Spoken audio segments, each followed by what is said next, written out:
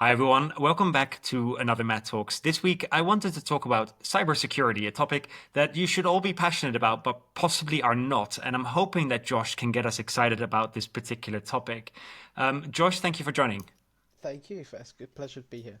So you're a hotelier, right? You've gone through a lot of years of working through the trenches of hoteliering to get to where you are today. Can you give us maybe a little hint of all of the jobs you've done in hotels? Absolutely. So I started working with Accor back in 2016 for Novotel. I worked at the front desk just as a guest service agent. Moved to sort of like a hybrid role between front office and food and beverage. So using an on-premise PMS, an old school POS. Then I moved into sales. So I became a sales manager. So looking after conferences, events again.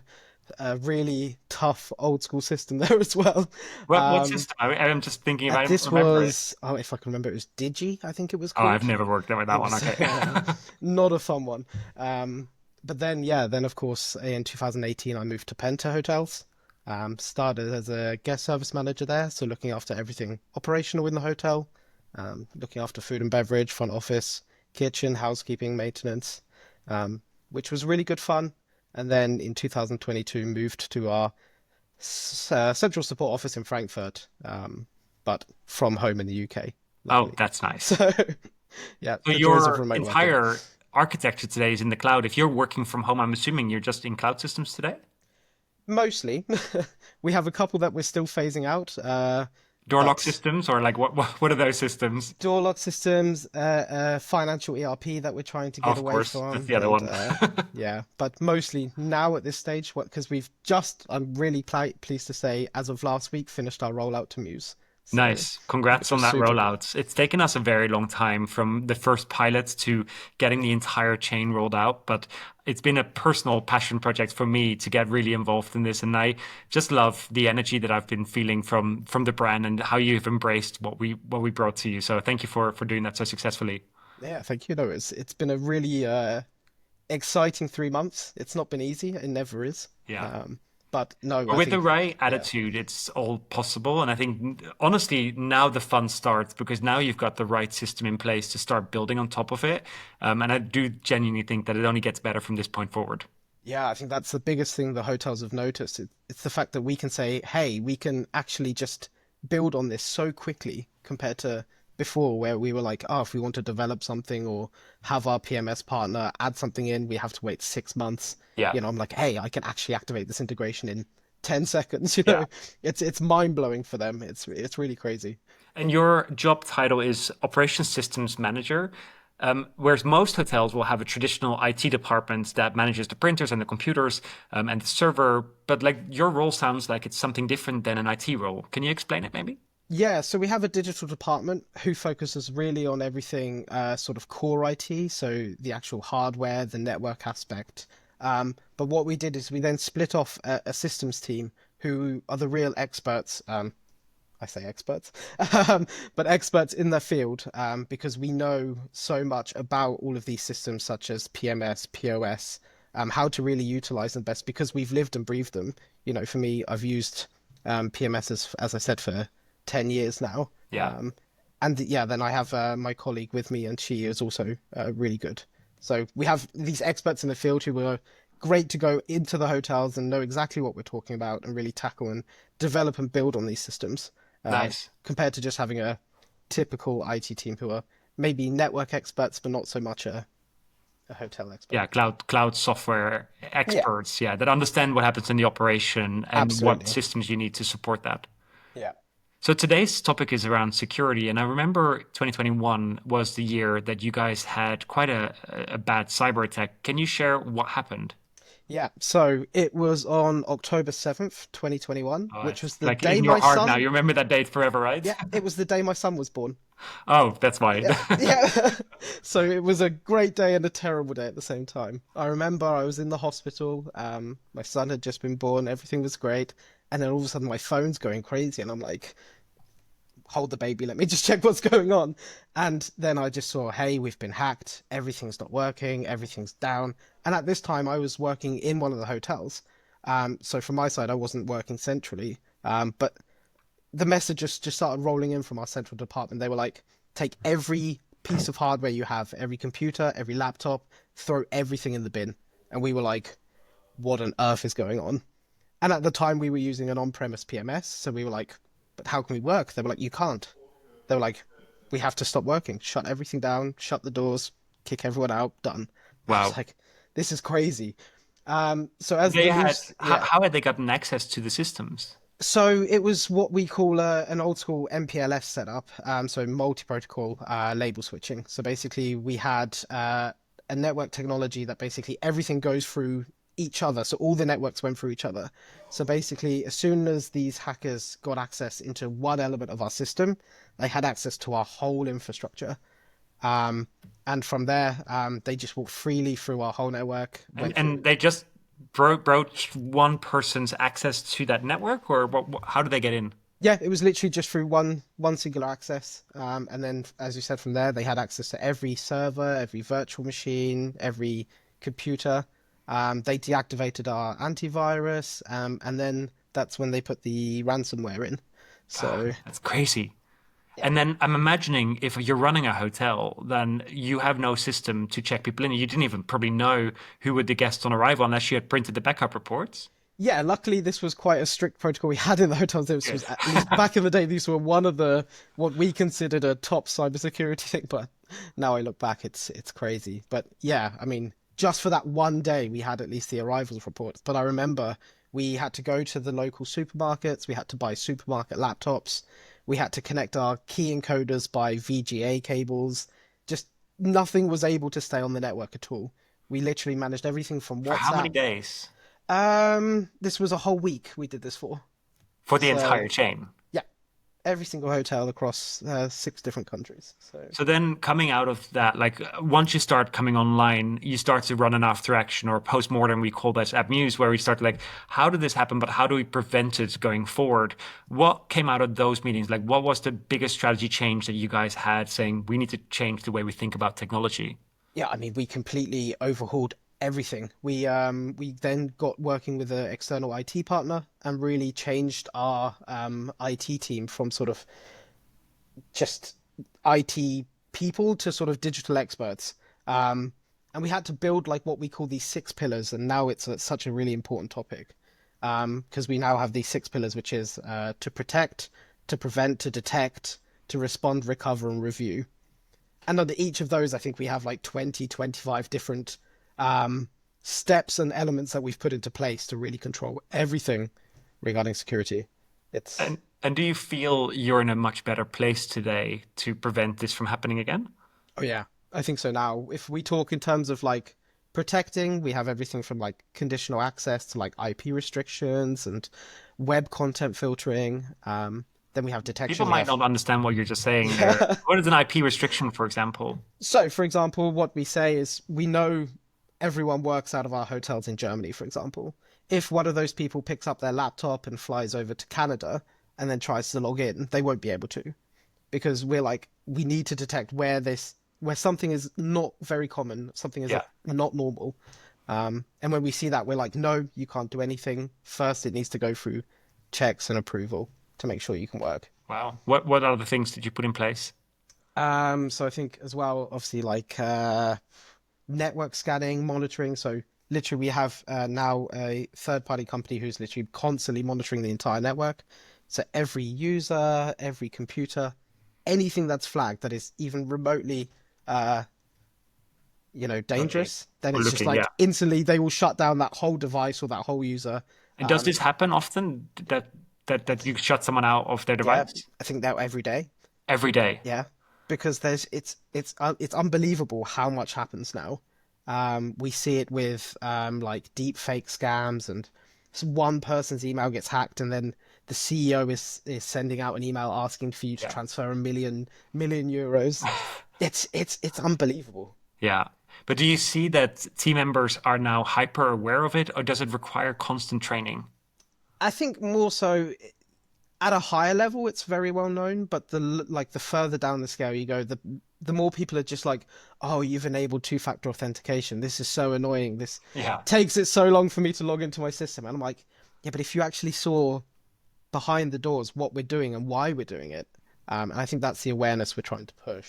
Because how do you bring people along that journey? Like through storytelling, people are like, oh, okay, so there is a history here. There's a reason why we're doing this. How do you bring people along? Because it is such a difficult topic to get people engaged on.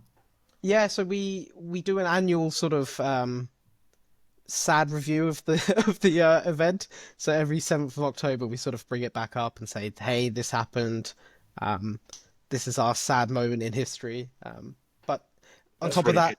we also have like typical training, but we try and do it in a more engaging way. So we have this really cool partner that uses a much more engaging sort of training software. So it's like multiple choice.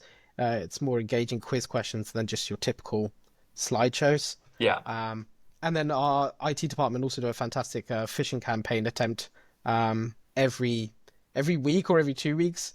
They'll send a fake email out to everyone. We see how many people click it, how many people open the Yeah. attachment. Um, these things are really cool to see.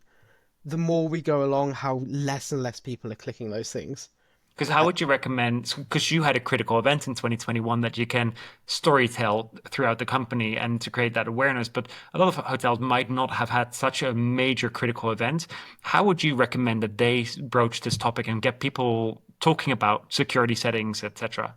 I think the biggest thing that they should consider is not going from experience, but what would we do in the scenario that it did happen? Like really try and put themselves in the frame of mind of imagine tomorrow that we lose access to everything, that someone puts an encryption on all of our data and we have to pay them, or they're asking us to pay them. Yeah. How would we handle that? And if they're like, oh, we don't know, then you have a problem, Yeah. and you really need to then sit there and work out how Like you it's a tackle good that. role play to do with the team and saying, right, we are in a crisis scenario. We've got 3 hours, and in 3 hours, all access will be cut, or even now the access is cut. How would you role play this? And it's really interesting to see how people respond to it. I remember when I was working in hotels, and we would be asked this because when you get trained as a manager, they're like, well, what would you do? And we'd have Excel sheets set up on our computers where we would run all of the check-ins and the checkouts from. And I thought this is crazy. This is never going to happen. But it did happen. And Yeah. when it does happen, you are very thankful for that training. Oh, absolutely. Yeah. It's as I said, I can still remember it. And luckily I was on paternity leave at the time, but still from working very much from my phone and hearing from the team where they were like, we are doing everything from WhatsApp. And they were like, this is just insane. Yeah. And, back at the time, we didn't have the best sort of software in place because, as I said, we were using on-premise solutions. But So why is yeah, on-premise less safe than in the cloud, in your opinion? Um, I mean, you need things, you need certain setups, like you need VPNs, and you have to have this physical server installed at your hotel, and you're then so responsible for maintaining everything. And it's okay if you're a large company, but if you're a small company, you're not sitting there thinking about like ways that your network can be infiltrated. You're not thinking about compliance and like ISO and SOC 2 compliance. You're not thinking about those big things like if you're a small chain or a small Yeah. property. So giving that sort of responsibility to someone who has everything in control for you, as long as it's a good framework, then I think it's a bit more reassurance for you. Yeah, like I remember I've often met with hoteliers and the debate about on-prem versus cloud and the owners would say like, yeah, but at least I know where my server is. I can control it. I was like, yeah, but that also means that others who want to do bad to you know where your server is and they can get Yeah. access to that. Whereas in the cloud, it is like our servers are Microsoft and they are probably the best protected servers anywhere in the world versus a back office room with a lock on it. And is that mindset that we're trying to get through? But it's a really tough challenge to have this conversation. Yeah, no, I can imagine. It's I mean, sometimes there's even server rooms that don't have a lock on it as well. I mean, you've seen that. It's but yeah, as well, you shouldn't be responsible for having to go in and manually restart it and having it sit on the network which is exposed, and Yeah, especially when there is so many options nowadays to have it really.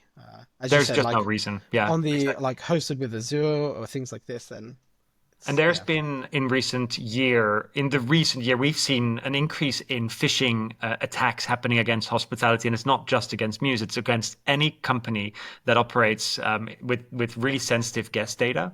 Have you seen any of this happening at Penta at this point, or have you been blessed so far? Unfortunately not. We we have seen it and seen it quite a lot recently. It's we have a sort of owner company, then unfortunately one of the email addresses got exposed. Yeah. And with that, again, it's then emails out to everyone, hey, I need this done, this done, this done. And of course, if it's coming from that email address, you're more than happy to be like, okay, then it's Yeah. that person. It seems And you'll legit. just do what you're asked. And it's not just us. We've seen emails coming in from other hoteliers or other suppliers that have the same problem. And because it's just coming from that email address that you've maybe emailed 5,000 times in the past Yeah. 3 years, you don't even think about it. No, you really don't. You just assume it's correct. And we get so many emails that you just assume to click on everything. And like, luckily you have this IT setup where you do, fabricated phishing, where you create the phishing attempts, trying to see if you can trick your employees. And then that leads to a training. And I think that's probably one of the best ways to drive that education. Absolutely. But you're as strong as your weakest link. And that is genuinely true. And like maintaining the settings of who has access to what is so critical to really review. Do these people need administrative rights to the system, or would they be fine without that? And that's one of those things that you get a lot of pushback because operations will be like, yeah, I need it because I need to do these things. And you're like, I Yeah. don't think you actually do. But that's a difficult conversation, I'm assuming. Yeah, it happens pretty much. I mean, if I talk by experience, even this morning I got three different requests. Hey, we need access to this permission, or this person needs access to this permission. And like, the more we give you, the more exposure there is. Yeah. If, as you said, if that one person, someone gets access to their account, then the more permissions we give them, the more they can do with it. Yeah. So. And so you mentioned you're all on two-factor authentication 100%. Are you looking at using Passkey or other ways to protect the systems? Yeah, so we we had quite a large system landscape. If I talk about the last few years, we're condensing it now, which was like why we did everything with Mews in the last few months. But I think we went as far as we had at one point like 75 different systems or applications in use across all the departments, and trying to get 2FA, SSO, all of these things enabled on all of them has been a lot of work. Yeah. Um, but one thing we're also trying to work on now is a passkey manager. So we have quite a lot of central users who are using it, but we now want to roll out a password manager to every user, That's so good. which means that it will only pop up to put in those, like to autofill those credentials if you're on that correct website. So if you accidentally Google Mews login and you go to Mews with two S's.com, then it's not going to autofill your password and you're going to stop and think, hey, something's not right here. Yeah. So that's already in the process, and that's something we're definitely rolling out. Yeah, the Um, scenario you just explained, this is a thing that we see every day this happens. So you've got these fishing farms in like countries that's far in the east that are targeted to just attack companies, and they will spin up a fake website that has just a spelling mistake in the URL, and then they work with Google to drive AdWords to kind of push up their ad with, and it looks 100% legit when you click on it. And only once you've clicked on it and you've gone into the website, the URL is slightly off, but the login page looks exactly like Muse. yeah, And luckily, because when you have a password manager, it doesn't it doesn't recognize the website, so it wouldn't give you the password. But a lot of hotels do not have these things. They've memorized their password and they use the same password across systems. So the moment they've captured your password, they now can log into all the other systems as well downstream. And this is where, two-factor authentication, single sign-on, or Passkey are like these beautiful solutions that protect hotels. But it's been a battle. When we rolled out two-factor authentication, you can only imagine the hate we got from hoteliers who are like, yeah, you make our lives miserable. I was like, no, like we're protecting your guest data.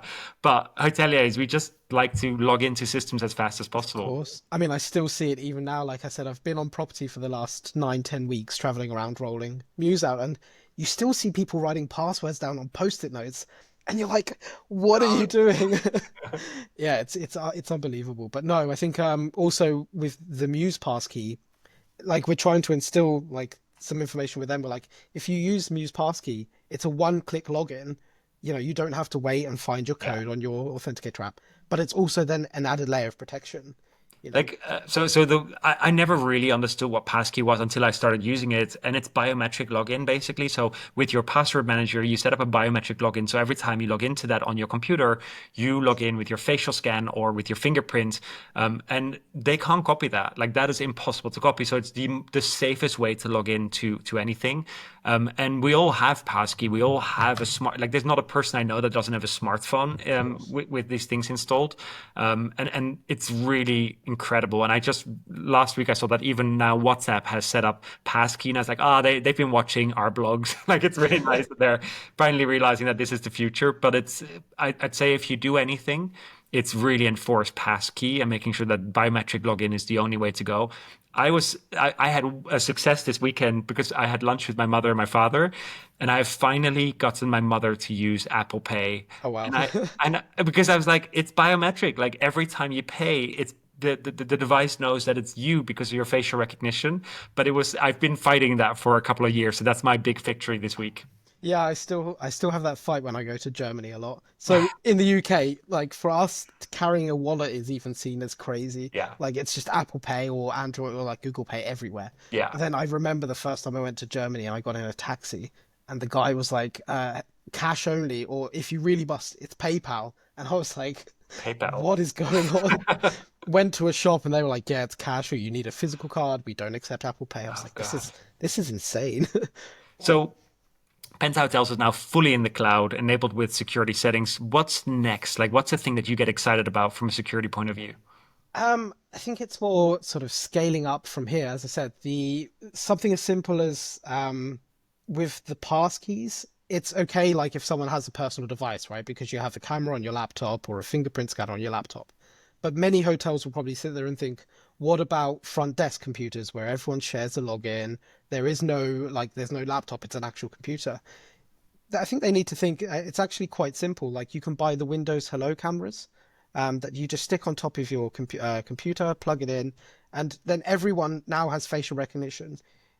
Yes, each user would have to have their own Microsoft account, but it's you can't put money or cost in front of like cybersecurity protection. Yeah. I think that's the biggest thing we've understood. Yeah. And Um, like, like who in the company has given you the right to push the security settings so far? Who's the person that enables you to take the lead on these conversations? so our head of digital, he is so pro cybersecurity, like cybersecurity, and we've had the conversations with then our leadership team. Um, so I think you know Victoria, right? Yeah.